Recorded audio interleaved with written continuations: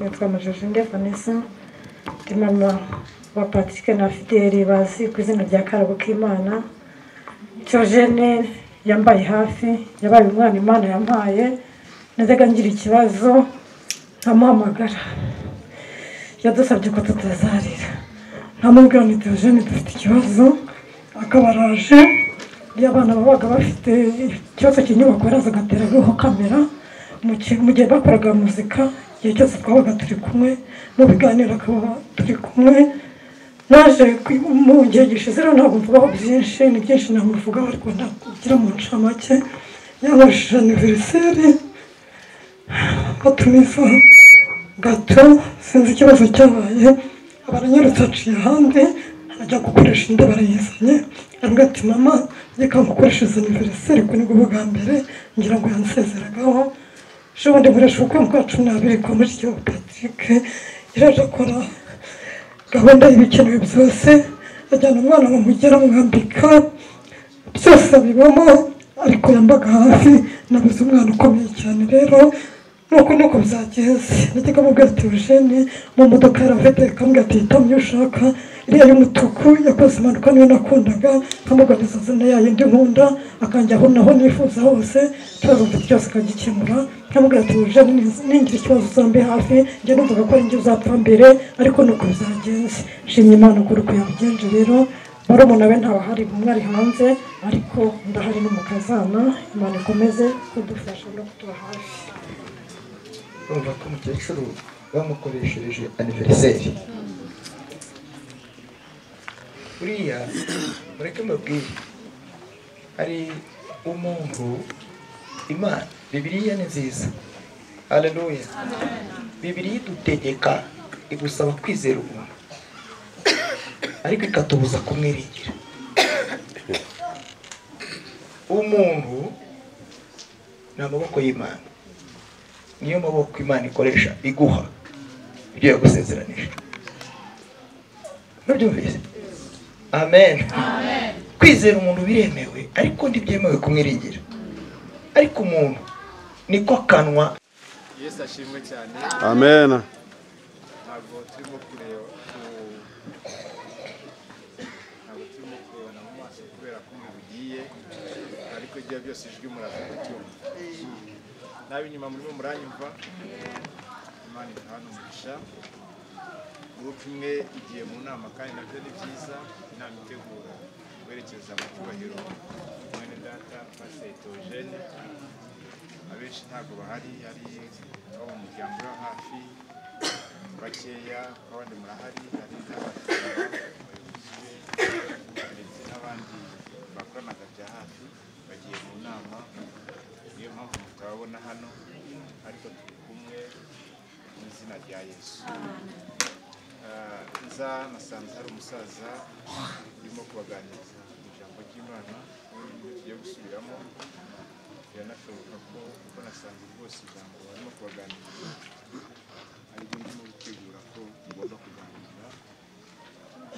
Nasanze soza ntabwo ntizatangiriye, ariko ndashaka kubabwira ijambo ry'Imana dusoma mu nzandiko za Pawulo yandikiye Abatesalonike, igice ni icya mbere, inzandiko rwa mbere rwa Tesalonike, ibice 4 n'umurongo wa 15. Urwandiko rwa mbere Pawulo yandikiye Abatesalonike, urwandiko rwa mbere rwa Tesalonike, ibice ni 4, turatangira ku murongo wa 15.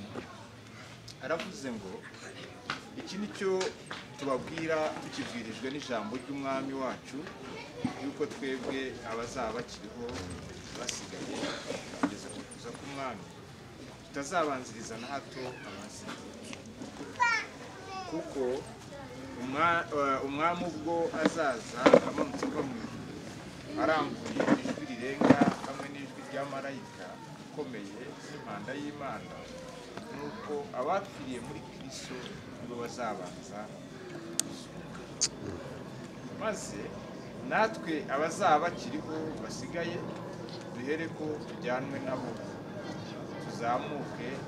tuzamuwe mu bicu gusanganira umwami ikirere. Nuko rero tuzabana n'umwami iteka ryose nuko mumaranishe imibabaro kubwirana aya makuru. Haleluya. Amen. Nta gushidikanya Theogene yatashye, kandi buri gihe tujya ubwoba bw'urupfu, kandi reka tubigire mu byo Imana yaremye yitegura kurema, yitegura no kuduha, ntabwo yigeze ategura urupfu muri twebwe. Niyo mpamvu iyo tugezeho rutubabaza, niyo mpamvu iyo tugezeho rudutungura, niyo mpamvu iyo tugezeho rudutera icyo bita confusion, tukabura inzira, kuko mu byo Imana yapanze irema umwana w'umuntu ntigeze irema ko icyo azahura na cyo. Buri gihe rero mubone ikintu cyose kikugeraho kitari kiteguye kiravuna, kuko kiza kimeze nk'ikiraka, kiravuna. Urupfu tubwibukiranye ko ari kimwe mu bihano umwana w'umuntu yahawe ubwo yacumuraga, kuko Imana yasomeraga gusoma, nyine ntushaka tubyite gusoma, kuko umuntu asomera umuntu ubanza, asomera Adamu na Eva mu byo yamuhaye, mu byo yamuhanishije n'urupfu rwajemo. Kandi twese ko twicaye aha turi bene nde? Bene Adamu. Ariko sinaje kubabwira urupfu kuko si n'icyigisho cyiza, ariko ikintu kimwe nababwira ni uko twebwe uko tubona urupfu siko Imana, cyane cyane ku bantu bacu. Bavandimwe munkurikiye, bavandimwe turi kumwe hano, uburyo twebwe dushushanyamo urupfu, uburyo urupfu rutubabaza rutwaye iwacu, Imana yose kwibona. Arabaha ingero namwe mumaze kwishakira ebyiri cyangwa eshatu. Icya mbere, niba urupfu ari ukujyana umuntu wawe, umubyeyi wawe, umushuti yawe, abo wari ugufitiye umumaro, nk'uko Theogene yari afite abana bato, afite n'abana rera benshi, ari ukugira ngo bababare, kandi Imana ikaba idashinzwe kubabaza umwana w'umuntu, twebwe twabona ko aba bana bagiye guhura n'ibibazo, amaso yacu niko atwereka y'umuntu, twabona ko madamu ahuye n'ikibazo, kandi koko turebesheje amaso ni ikibazo, ari uko nguko n'Imana ibireba, Imana yaba itagira neza. Ariko kuko atari ko Imana ibireba, Imana igambiriye kugirira neza n'aba bana ba Theogene ndetse na madamu we, uko rero ireba urupfu twebwe siko turureba. Haleluya. Amen. Uko ireba urupfu ntabwo twebwe ariko turureba. Icyo kintu yadusobanuriye byinshi, ariko ikintu nanone kukidusobanurira si kudanirwa, ntiyabishatse kukidusobanurira.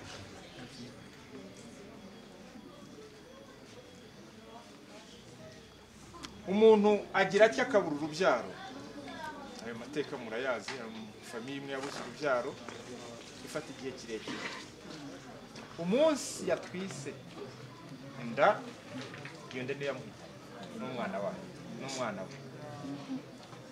Imana ireba urupfu nk'uko turureba, kandi murabizi ko ifite ibyangombwa byose, icyo yemeye kiraba. Buriya nta gitunga ntuka ku mufitaniye ibyo umuntu atese, bishoboka ntawe w'Imana. Imana ireba urupfu nk'uko turureba, inatekereza agahinda nk'ako tugira, ntabwo yatwara nk'uwo mumama, ariko irabikora kubw'inyungu zayo. Ubwo rero amaso areba urupfu kuri twe ntabwo ari Imana ikoresha. Iyo formule cyangwa uko kubibona gutyo ntabwo twebwe turabishyikira. Hari umuryango umwe nzi, Imana yagize icya irokora umuryango we urazima mu gihe cya Jenoside, ariko irokora akana gato cyane, imyaka nk'itanu, karakura konyine, ikarura muri ayo maraso ari aka kamwe, igakiza mu busabusa. Urayibona ko ari Imana yaterivonye. Karakura kagera muri primaire, sida nyine irangiye, kagera muri segonderi. Umunsi kagiye muri segonderi kagiye gusura inshuti n'abandi banyeshuri, banyura mu bwato, bagarutse bahura n'umuhengeri. Mu bana babiri bishwe n'ayo mazi nako kajyamo. Imana ireba ko tureba urupfu ntabwo kana kagiye, ariko Imana sukutira. Ubwo ndimo ndabangira ngo mubanze mutinyicura urupfu, kandi ntugire icyaha cyangwa ikirego cyangwa urubanza dushyira ku Mana. Icyo twemeranya namwe bavandimwe mu buryo kuko tureba urupfu si ku Imana irureba. Ntabwo iba yaravunitse irokora kakana ngo igategereza imyaka 5 iri imbere kamaze kuba akagabo cyangwa 6 bwita igatwara. Kuko mu Banyarwanda ubwo twavuga ngo ubwo mujya mu bwarazi siko twavuga. Iyo yarabishakaga none Satani yaba yari ibyo wa mwana, ntabwo Imana yabibizi, ariko buri ifite ikindi cyiza taratubwiye tuzabona tugezeyo cyatumye. Amen, haleluya, amen. Kuko umuryango muzi narayibashije ndi n'umurokore bare ntara pastor ndibaza nariko reka mutwaze reka ntangeze urugero kwa Karabo ko uriya mwana w'umugabo wamusize kandi ko rero wamusize ukamusigara umwe, Karangwa muri umuntu nawe ukamusigira 3. Byari bikuraniye kureba muri aba 3 mutwara. Ndavuga ibiba inseka, ariko cyari ikibazo gikomeye. Ariko guhishurirwa namenye Imana itoranya ihamagara kubishaka.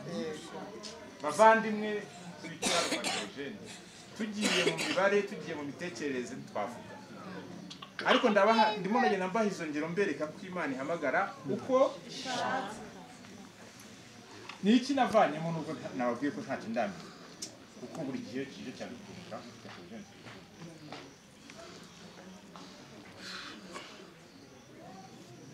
Aha twita iwacu ntabwo ari iwacu.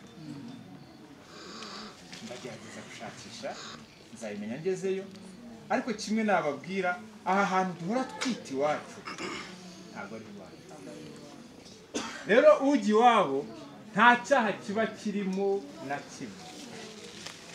Ujya iwabo nta cyaha na kimwe kiba kijyamo. Bajya banavuga ngo umwana ujya iwabo nta kumwirwa. Icya kabiri nababwira, ibindi namwe muzishakishije nabyo ntimuzabimenya byose kuko nibugaruka bizadutungura. Ibyo tujya tugerageza tukabishushanya ko dushoboye. Nawe nabyaye abana nkabona ko kubaho kwabo ari njye, nawe ndi umwana nkabona ko kubaho kwanjye ari data, nawe ndi umudamu nkabona ko kubaho kwanjye ari umugabo, nawe ndi pastor nkabona ko ntashobora kubaho ntakorana na mushumba runaka. Ntabwo ari Imana.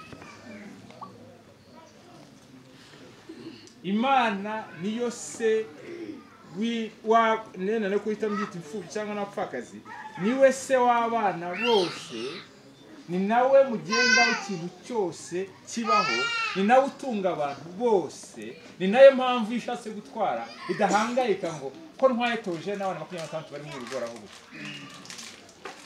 Iravuga ngo ko nababeshagaho ndanakubaka cyangwa ndagira gutya, ariko barabaho, ariko urubuto rwanjye rundi rutwara ku gihe cyo kwera cyageze. Kandi reka mbabone nawe uhetse kuzigisha, mugende murebe YouTube Kizira bibika, murebe yigishije ubundi kwa Tayise avuga imbuto ko zisarura. Iyo urubuto rweze rurasanga, kuko niyo rudasarura rurihunga. None se urweze rute mu bana yashakiraga ubuzima kuri uru rwego. Imana niyo nyiri umurimo wayo, buri wese bujya akora muri Dukorera. Buri Imana yakoreshaga Theogene kugira ngo agire icyo afasha abana n'umudame, ariko ejo irahagurutse undi kandi abikora. Chaine kuvuga amagambo akomeye. Mu Kinyarwanda ntibavuga ngo wakabura ntikaboneke nyina w'umuntu. Ninde ushobora gusimbura se cyangwa umugabo w'umugore? Ninde ushobora gusimbura se w'urugo, mutware w'urugo? ariko ndababwira abavandimwe mukurikiye ku Mana birashoboka. Yego. Abantu bo ntibishoboka ariko ku Mana birashoboka. Mbwire madame niba ari hano nakomere kuko Imana ye ntabwo yapfuye. Theogene yagiye nta nubwo yanapfuye, yagiye ariko Imana ye irahari yose. Kandi yagiye ivuga cyane ku mfubyi n'abapfakazi. Yo ihageze ukuntu ukoze kuri abo bombi, umwe muri abo bombi abakoze ku mboni y'ijisho ryayo. Muhumure, mukomere bana bato murimo kunyumva, madamu ukomere. Imana yahamagaye umutware, yahamagaye umugaragu wayo, yatwaye urubuto rwayo, yo yiteguye gukomeza kubafasha kubana namwe nk'uko yabanaga namwe n'abagihari. Kandi mbabwire, atari Imana yakinguye nawe ntacyo ari gushobora. N'ubundi ni Imana yamukoresheje ibyo byose yakoraga, iracyahari. Amen. Kugenda rero kwa kundi navuze ngo iyo urubuto rweze ruragenda. Avuga ati n'uguta umwana muto nk'uri imyaka 40, ngira ngo 40 yigeze, ngira ngo 40 muri yo age. Uvuga ute ko urubuto rweze abasaza b'imyaka 60 bakiri hano, abandi b'imyaka 50 na 40 bakiri hano? Uravuga ute ngo umwana muto nk'uriya urubuto rureze? Reka mbabwire ibihe tujya tubara twebwe Imana. Nkunda Bibiliya ivuga ngo nuko mu gihe cyarakora warangije atabara ugasanga baseka. Imana itanga igihe, kandi Theogene igihe cyagikozesheje neza. Aragikora arabirangiza. Wowe ifite icyo yaguhaye, nawe urasabwa kugikoramo mu gihe cyawe ugifite, kuko igihe cyacyo ntikizarangira. Guhamagara igihe cye rero cyari kiriya. Mwibaza ngo kuki atakoze imyaka 40 yindi y'akazi akora umurimo w'Imana? Kuki Imana yabazisanga igihe cye agomba gukoreramo ni kiriya, kandi irangije iramuhamagara. Iravuga ngo nuko umugaragu mwiza ngo ngwino tegereze umugabane uzagabana mu gihe cyo guhamagarwa kwaba mu gihe Rwanda y'uruhutse, kugira ngo uruhuke noneho umurimo ukomeze. Kuki atose nawe nka buryo umuntu yagiye twari tukimukeneye urimo uravuga ibyo ngibyo. Theogene ntabwo ndi umuyobozi wa bugufi, ariko umuyobozi wa bugufi turakorana, turavugana, ari umushumba wa Paruwasi, umushumba w'Irembo, ariko nagize umugisha kugira ngo byajya mu musezereho. Nanjye ndi mu bantu bayobozi be bamubona agiye tuganiriye, uburyo ntabwo nshidikanya nkimara kumva inkuru ko bibaye kandi ko ashizeho umwuka, nubwo twabanje kubanza gutinya kubivuga turashidikanya, tugafata madamu yabikonfirimye agezeyo. By'ukuri ndetse n'umushumba wamuherekeje, umushumba w'ururembo rwa Gicumbi. By'ukuri nubwo nongeye gukura ikiganiro nagiranye na Theogene, ibyo nababwiraga ngo ntabwo dukorana bya hafi, hagati harimo abandi bayobozi hagati yanjye nawe, ariko nkurikirana ni gute nagize umugisha wo kubona wo guhana gahunda zo kuganira zirenze 2 mu gihe cy'ukwezi. Umupasiteri ko hari abapasiteri benshi baba kuko mwakuyobozi nawe ku itorero hagati harimo abapasiteri benshi. Ariko kuki nagize umugisha, kuki se Theogene mubona nashyize kuri gahunda ngo kuganira nabo muri uku kwezi mbona nyuma ya 4, ariko bitambona kudatimurisa. Bwa mbere naramuhamagaye cyokora atinda gato, asanga ngiye mu yindi gahunda tujya mu irembo asohoka, mpamagara gato tuvuganaho gatoya, ariko bituma muharange ko nanone y'undi munsi araza turaganira birebana n'iby'akazi namubazaga. Ariko mu kiganiro kinini twagiranye maze kumva urupfu rwe ko yitabye Imana, nibwo namenye neza ko Theogene yari arimo kandi yarimo atanga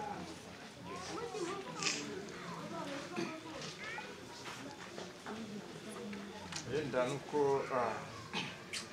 mwese ntabwo muri abapasitori ariko hano harimo bagenzi banjye burya pasiteri twese icyo dutana amapozisiyo naho ukora ariko twese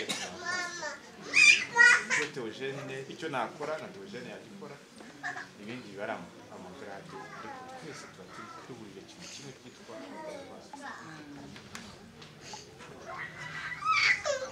bavandimwe nuganira twebwe uko abapasitoro tuganira iyo tugeze ku rwego rw'uko umupasitoro mu gusezeranaho agusaba ntimukeke ko abapasitoro tudasenga cyangwa ntimunakeke ko abapasitoro tudapfukama turabikora ariko kuba turi muri ofisi Theogene agasaba umwanya ati mbere ko dutandukana reka usukame ushumanyije umugisha kuko ari kumwe nawe usenge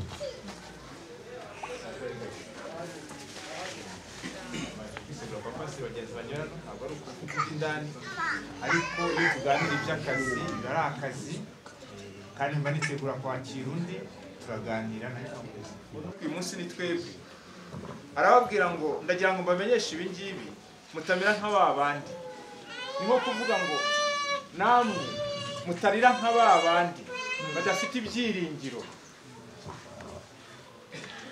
ibyiringiro turirimba abaririmbyi turirimba ababwiriza ubutumwa duratubwiriza ko iwacu ari mu ijuru Pawulo aravuga ngo ndagira ngo mbamenyeshe yuko nta aba basinzira ntabwo tuzabatanga kugera mu gihugu cyo mu ijuru umunsi impanda y'Imana izavuga umunsi umwami wacu azabageze ku bicu abasinziriye nibo bazayumva bwa mbere amen Imana ishimwe cyane amen ngo kandi nibamara kuyumva bazahita ibituro bikinguka ngo nuko basanganira umwami wacu ngo ariko natwe bazaba bakiriho ngo nuko dukurikira Imana ishimwe cyane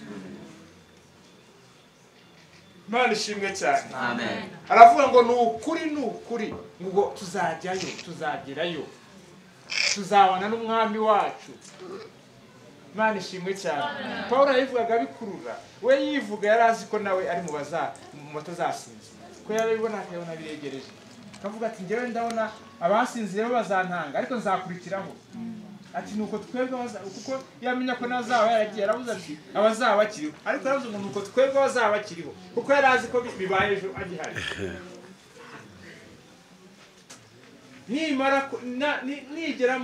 nagera ku bicu imva zigakinguka abera kandi tuvuze ngo abera imva zigakinguka ntabwo zizakinguka zose zizakinguka izabera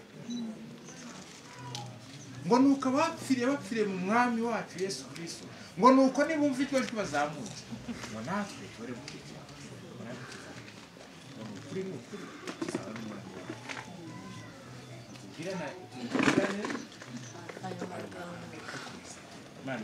amen haleluya amen tubwirana ayo magambo dukomezanya ubu ni ibirori bya Theogene ntibibamarira ndabyumva neza abana ntabwo byo bahita babishyikira madamu ntabwo nahita babishyikira ariko tudaherekezanya Theogene amarira mugeni yagiye ubu nibwo bukwe bwe natwe muri cyo twitegura ibindi tubibaza Imana uburyo bizagira Imana ishimwe cyane amen Imana ishimwe cyane amen Imana ishimwe cyane amen Imana ishimwe rwose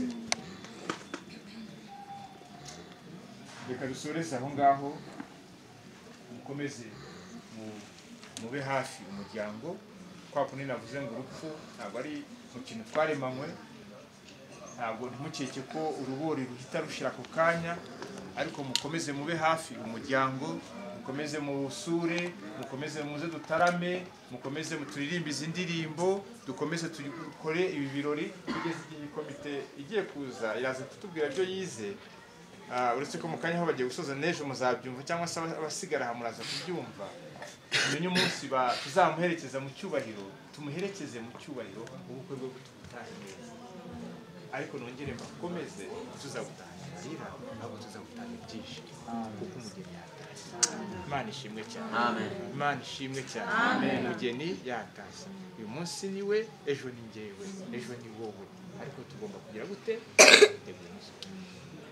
Imana ishimwe cyane kandi reka mbabwire tujya dukomera iyo twumvise umwana wacu kumva umwana wawe yatsinze agiye muri Amerika urakomera ukavuga ute apreto agiye ahantu heza agiye kwiga ahantu heza ejo zamfasha ejo azaba umugabo niyo muzatindana ntagaruke vuba ariko wumva ukomeye mu mutima umuherekeje n'ije ku kibuga y'indege natwe rero abamenye Yesu Kristo nitubona tukaba dufite ibihamya bisimusiga by'uko umuntu wacu yiri indege ajya mu gihugu cyo mu ijuru ujye ukomera umutima ujye ngo apreto umugabo wanjye yatashye nanjye kambaniha ese kuki tubyishimira nuko dufite ikibazo cy'uko abadataha kandi nabo ni bene wacu dufite ikibazo cyabo tureba tukabona amaherezo yabo aratugoye abo nabo ni imiryango yacu ubwo yagiye turarira kandi katurire tuba dumupfushije ariko nubona uwawe ukicara ukabona ikimenyetso simusiga cyuko Imana yamuhamagaye ukaba wabonye ko agiye mu gihugu cyiza akaba agiye mu gihugu cyo mu ijuru ujye wicara utuze uvuge ngo ahwi umupira warawurangije kandi awukinye neza njyewe ndawukina gute kugira ngo musange amen Imana ishimwe cyane ndawukina gute kugira ngo musange kandi kumushimisha kundi ni ukukina neza kugira ngo uzamusange byababaza adusize twebwe tugasigara mu bibazo tugasigara mu bindi byatuma nzamuhusha kumubona kandi koko byashoboka n'ibyo ariko ndagusengera muvandimwe munyamuryango wa Theogene umuntu ukomoka kuri Theogene inshuti ya Theogene guha intambara nziza kugira ngo uzabone Theogene kandi si kera wacu uboneka mureke dusenge Imana ikomeze ibyo wakomeze Imana ikomeze ibane namwe itorero kumwe namwe byose abavandimwe abaturanyi abashumba baha tuba turi kumwe nabagiye mu nama hano muri paruwasi ya Remera itorero ryose twese turahari rwose tuzakomeza kubana namwe mwabuze umubyeyi mwabuze umuvandimwe twabuze umupasitori twabuze inshuti twabuze umukozi murumva rero yuko turi kumwe mu mpande zose ariko icyo twiringiye ntabwo dufite kwiheba nk'abadafite Imana ahubwo dukomeza turi kumwe n'Imana Imana ibahane umugisha nibyo numva nababwira dusenge Imana noneho gahunda zikomeze Imana isumba byose ndagushimiye ko wongeye kutwibutsa ko tudakwiriye kurira nk'abadagufite kandi wongeye kutwibutsa yuko natwereka ibimenyetso by'uko umugaragu wawe wamuhamagaye turagushimiye ko ari we wahamagaye Theogene kandi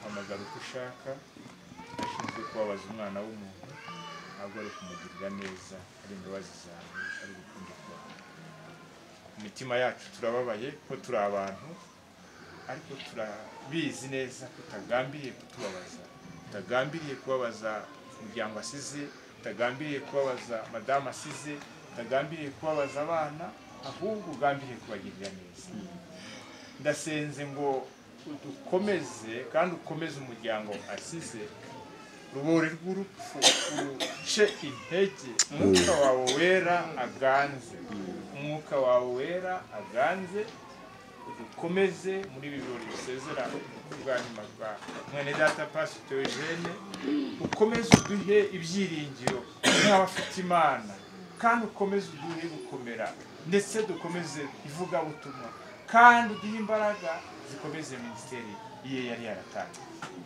tugirire neza tukomeze umugisha buri muntu wese waje kugira ngo akomeze umuryango umugisha buri muntu wese uri muri iyi myiteguro yo guherekeza mwene data mu cyubahiro umugisha buri muntu wese urimo gusenga kugira ngo ibi bikorwa bizakorwe neza kandi umuryango ukomere umugisha buri muntu wese ushaka igikorwa kigenda neza urakoze kubyumvise urakoze ko ubikoze uzi ko ukomeza ni wowe ujya uvura ni wowe ujya omora ni wowe ujya ukiza intimba z'umutima uwo muti ni uwawe iyo twiheje ni iyawe iyo munokore ni iyawe haleluya ndagusenze kugira ngo usange madame Theogene ndagusenze kugira ngo usange aba bana ubasange ni wowe ufite urwo rufunguzo rwo komora rwo gukiza rwo kunga imvune y'umutima ni wowe ujya ugabanya ni wowe ujya umara amaganya